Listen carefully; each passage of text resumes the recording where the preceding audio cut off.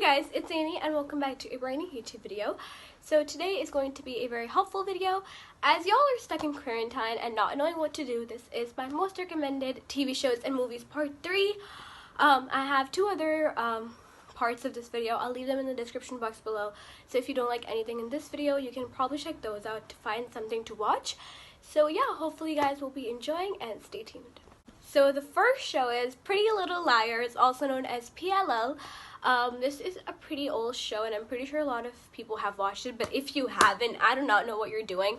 Pretty Little Liars is one of the best TV shows I've seen, even though the endings weren't as good as I expected, honestly, but the overall plot is so damn amazing. Like, I love how all the characters are. You guys are gonna love Spencer, Hannah, Emily, and Arya. My favorite is always gonna be Spencer because she's so much like me. But yeah, it's amazing. These girls have another friend called Allison, and Allison disappears and they all think she's dead, but some are skeptical towards it, and someone starts torturing them, also known as the mysterious A. So yeah, you guys are gonna love the show. The second show is Vampire Diaries. Vampire Diaries is like the most amazing show you guys will ever come across. I'm actually on season 5 at the moment, so I'm not sure about the ending. But Vampire Diaries is so amazing. It's about vampires, as you can tell by the name. Stefan and Damon, as you guys saw in my previous, in my question and answer video, that I love Damon. So Vampire Diaries is like, it's like my favorite TV show ever. So yeah, it's basically Damon and Stefan are vampires, and it's about their history a bit, and then it's more about the present. They meet a girl called Elena Gilbert who has a brother called Jeremy, and no spoilers, but some pretty cool people are going to be introduced, aka Rebecca and Klaus. I'm not going to say who they are for the surprise, but like, it's a really good show. It's about vampires and how they feed on humans, but not all vampires are bad. So it's just a spin-off of the normal black cape, big teeth vampires. It's like how they actually are, and they're in human form. They're not like those kind of ones. So yeah, I really love the show. And it actually, the other show is, it has a spin-off called The Originals, which is basically about the originals. I don't want to wreck it for anybody, but there are a few people in the show called the Originals. They're like a family. They were the first vampires to ever exist. So the other show is about those people, and there's another one called Legacies, which is about Alark Saltzman and his place, which you guys won't know who Alark Saltzman is, but once you start getting into Vampire Diaries, you'll understand who the originals are and who Alark is. So those 3 shows are interlinked, so if you guys start watching any of them, you will be hooked up to 2 more. So yeah, that's great. The next show is like literally the best show you will ever come across, Gossip Girl.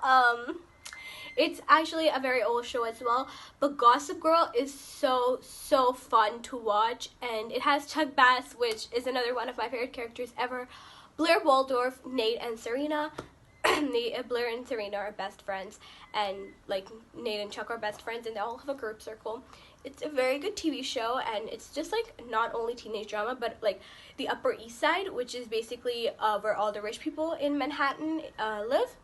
And it's very amazing because you get to see how rich kids live and like the things that they come across. It's so much more fun than things we come across. So it's just like a day in the life situation, but like a very long period of time in someone's life.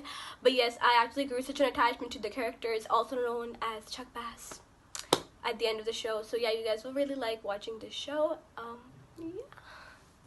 The next movie is Nerve. Nerve is one of the best movies I have seen. It is so much fun. It's just a spin-off from the normal teenage drama movies that I'm pretty sure all of you guys are already sick of. So Nerve is about this video game that is introduced, and you can either be a watcher or you can play the game. And if you play, then random people are going to give you dares, and if you complete the dares, you're going to get suppose $100 or like $500, depending on how crazy the dare is.